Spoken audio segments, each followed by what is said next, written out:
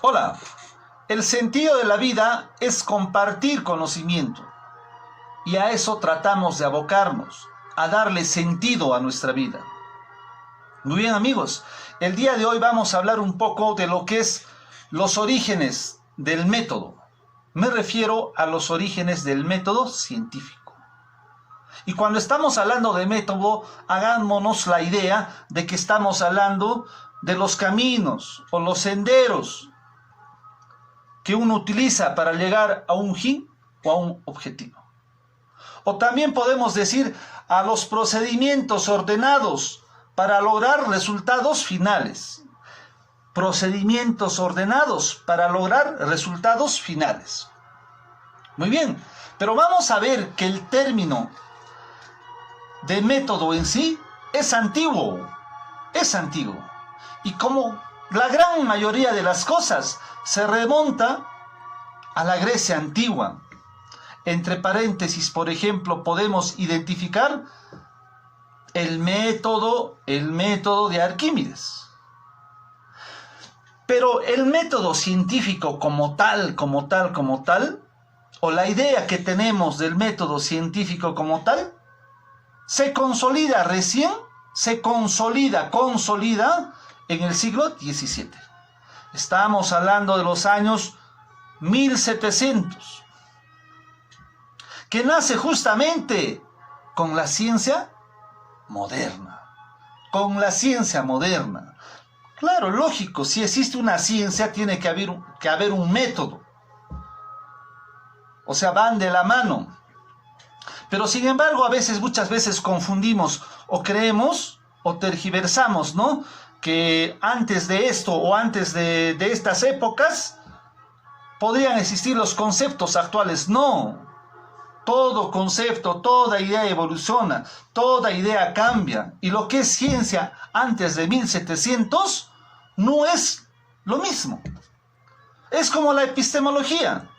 A pesar que existen palabras episteme o misma epistemología en la Grecia antigua, etcétera, etcétera, etcétera, pero la epistemología como tal, es reciente. 1926 para ser más exacto, con el Círculo de Viena. Por eso muchos filósofos de la ciencia dicen que la profesionalización de la epistemología es en el Círculo de Viena. Como lo que conocemos, no como antes. Claro, por supuesto, antes episteme era saber, conocimiento, etcétera, etcétera, o simplemente logos. Pero ya no nos vayamos al extremo, solamente para tener la idea de que no confundamos el concepto de la ciencia moderna, del método científico actual, es del siglo XVII. Muy bien, ¿y cómo nace? Pues nace, gracias podemos decir, a dos grandes filósofos, ¿no?, de la época, Bacon y Descartes. Ojo que estamos hablando del método. Pues vayamos por el primero. ¿Cómo aporta Bacon? Francis Bacon, este varón inglés, ¿cómo aporta? Él pues dice que el método de la ciencia debe ser o se debe partir de observaciones para luego sacar conclusiones. Observaciones para luego sacar conclusiones, o sea, para arriba. Esto es, pues, señores, esto es, amigos, el inductivismo. Cuando observamos cosas particulares para sacar conclusiones. Bastante hecha a un lado, bastante censurada, se podría decir, bastante golpeada por muchos intelectuales, sí, porque tratan, pues, o le quitaron credibilidad, o dicen que no es científico este método, porque las conclusiones generalmente que se hacen cuando se parte de observaciones, muchas veces pueden ser erradas. O el simple hecho que yo les diga, por ejemplo, ¿no? Este cuaderno es azul, pero puede haber otras personas que lo vean de diferente color. Solo es como un ejemplo.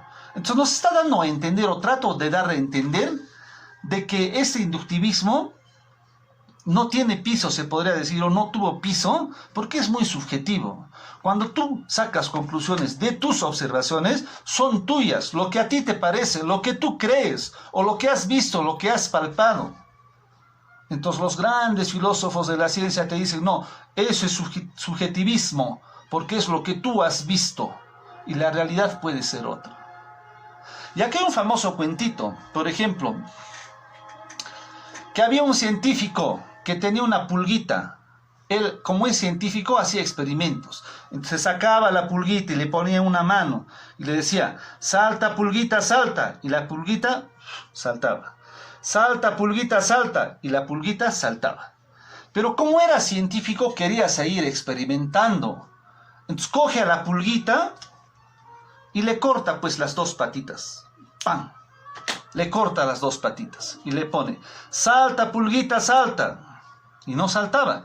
Salta pulguita, salta, y no saltaba. Salta pulguita, salta, está observando y no saltaba. Coge su cuaderno de apuntes y dice, las pulgas que no tienen patas o que se les corta las patitas se vuelven sordas. Eso es inductivismo. O con el Taiyang, bastante conocido, ¿no? El de los cisnes. Bueno, vamos a ponerle con palomas. Envío. Van a ir a ver, o usted va a ir a ver de qué color son las palomas en la Plaza Santiago. Usted va a ir a ver de qué color son las palomas en la Plaza Belén. Y tú, amigo, vas a ir a San Francisco a ver de qué color son las palomas. Entonces viene el primero. César, las palomas en Santiago son plomas. El otro va a Belén a observar y como ve palomas, plomas, dice, en Belén las palomas son plomas. El otro amigo viene de San Francisco y dice, las palomas en San Francisco son plomas. Conclusión, todas las palomas son plomas. ¿Y qué pasa? ¿Qué pasa cuando aparece una paloma blanca? Eso es el inductivismo. Es por eso que ha sido bastante criticado, bastante golpeado, se podría decir. Es más, hasta el famoso Mario Bunge dice que esto no es un método, sino es una metodolatría, o sea, una adoración excesiva al método. Metodolatría. Sin embargo, vale resaltar que muchas de las ciencias sociales se han apoyado en este método. Muchas de las ciencias sociales. Y hasta la fecha. Por ejemplo, la antropología, entre paréntesis, la antropología social, utiliza bastante este método. Pero vayamos por partes y no nos vayamos al extremo y analizando. Vayamos al siguiente. Descartes, René Descartes, el racionalista. René Descartes, famoso por su libro El discurso del método, justamente método. Él es matemático, científico. Pero este señor, por ser matemático, fíjese, la matemática es puro razonamiento, por eso es racionalista. Desprecia la experiencia, desprecia lo que es a posteriori, desprecia lo que es a posteriori, o sea, la experiencia.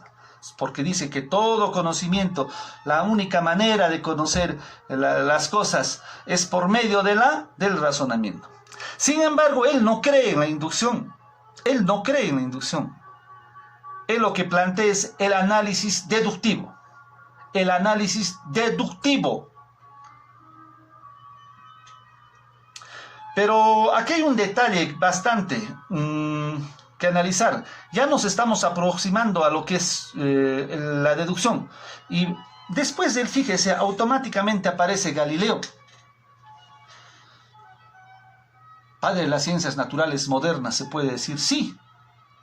Que él plantea, sí, la deducción, pero con hipótesis. Plantea que para el conocimiento de la ciencia se debe plantear una hipótesis y luego poner a prueba. Fíjese cómo ya evolucionó. Fíjese cómo ya evolucionó. Y como posteriormente ya pues no, pero ya tenemos el inductivismo, deductivismo. Luego ya va a ir evolucionando con diversos personajes hasta llegar al positivismo. luego al positivismo lógico, luego ya con Karl Popper el falsacionismo, etcétera, etcétera, el hipotético deductivo, que es el paradigma actual de la investigación científica. Hipotético deductivo, el paradigma actual de la investigación científica, ¿verdad? Pero también hay muchos intelectuales pues que dicen, no, que ese es el modelo hegemónico, etcétera, etcétera. Bueno, que no viene al caso, que a veces a los que plantean así o a los que le tienen odio al hipotético deductivo, es que se les ha metido demasiado la política y la ideología. Entonces, cuando te haces ganar por lo político y lo ideológico, también pues merma la objetividad, la realidad.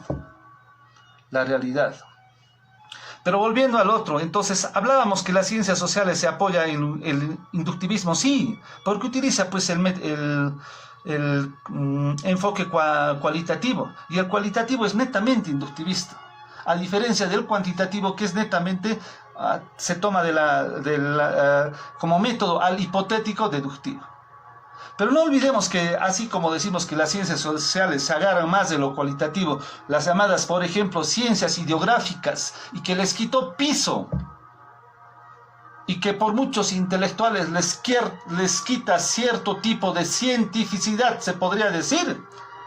Pero también las ciencias sociales se han modernizado, ya están agarrando el enfoque, el hipotético deductivo, y uno de los primeros en utilizar pues la economía.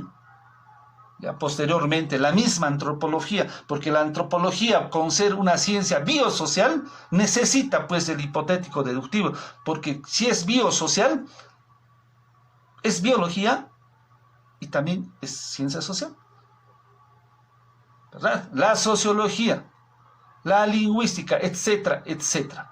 Entonces, esa es la modernización de nuestras ciencias sociales. El problema es que la resistencia neocantiana dice pues que no. Claro que el hipotético deductivo es pues un modelo netamente de las ciencias naturales, y los neocantianos se agarran de esto y dicen ¿no?, que es imposible medir de la misma manera a un hombre que a una roca y a un animal. Pero felizmente esto ha sido ya desechado o está siendo desechado, y las ciencias sociales también se están modernizando. Pero ojo, con eso no quiero decir que el cualitativo es malo, no. Se utiliza en universidades, sí se utiliza. Utilizan los antropólogos, sí lo utilizan. Y no es desechable. Solo lo único que se puede decir es pues, que tal vez no tenga, ya hablemos de niveles, del hipotético, que es el paradigma, ¿no?, o el modelo mundial de lo que es el método científico.